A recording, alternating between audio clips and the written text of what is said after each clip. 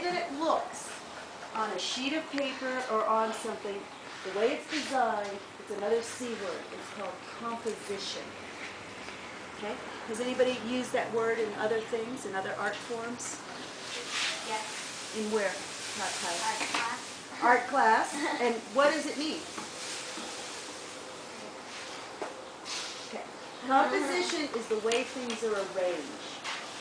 So, who plays a musical instrument here? Okay. Do you talk about composition, the way that the notes go together and they're arranged? And we can also use it in dance. We might teach a composition in dance that comes with a few movements. So it's the way things are arranged. What makes a composition interesting are many, many things. And there's so many that we're not going to learn all about them because we'd be bored up our gazoo right now. So I broke it down to 3 things that help make it easy to remember. The first one is big and little. So if we have a composition and it has something big and it has one thing big and 50 little things, what's going to take your attention when you look at it?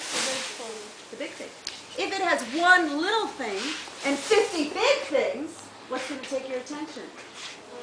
The little thing. How come? Because there's more big things.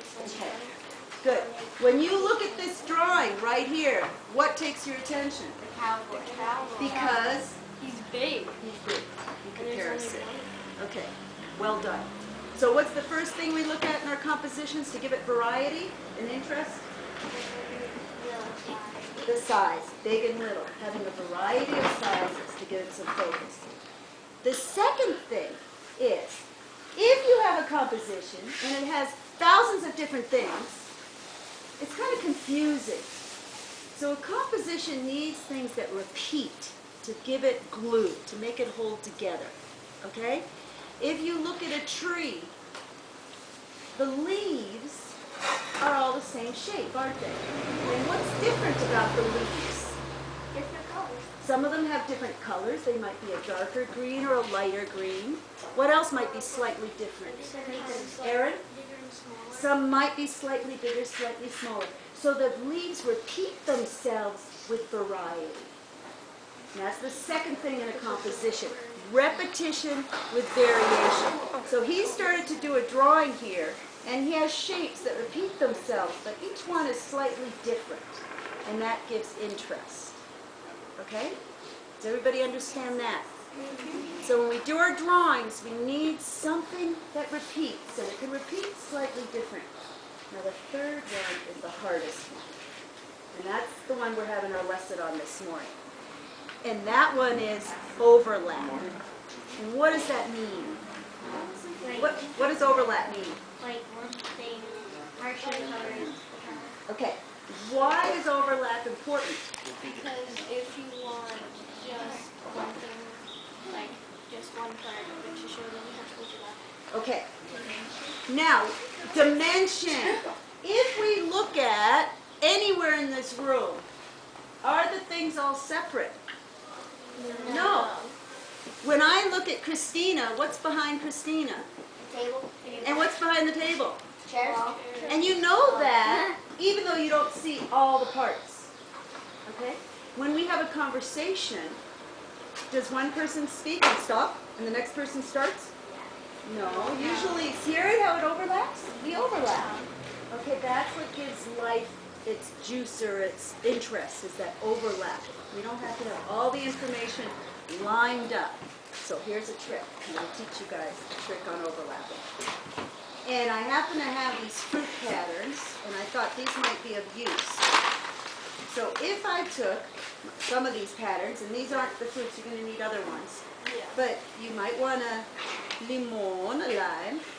You might want a plátano, a banana, a mango, and an orange. So I can lay these on here, all separate.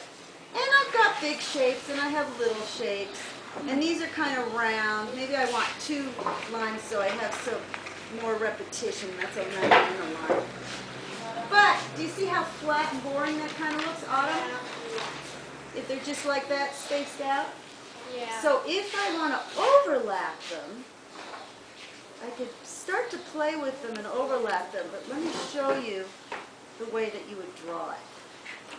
So I may want, let's say I want my, what should I put in front? What do you think? The mango. The mango. I love mangoes too. So if I start with my mango, and I'm going to just trace this, and this is for you chili pepper guys too. That's why I had you cut out some patterns yesterday. Do you remember?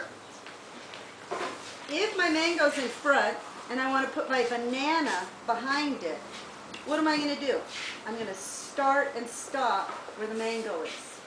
So I'm going to start here because the mango's there. I'm going to go this way. And tell me when to stop. Can you all see? Amber, can you see? Autumn, can you see? Stop. All right. So what happened to my banana? It looks like it's actually behind it. Looks like it's actually behind it. Okay, it's a pretty simple trick once you get it figured out. So what do you think? Should we put that there? Yeah.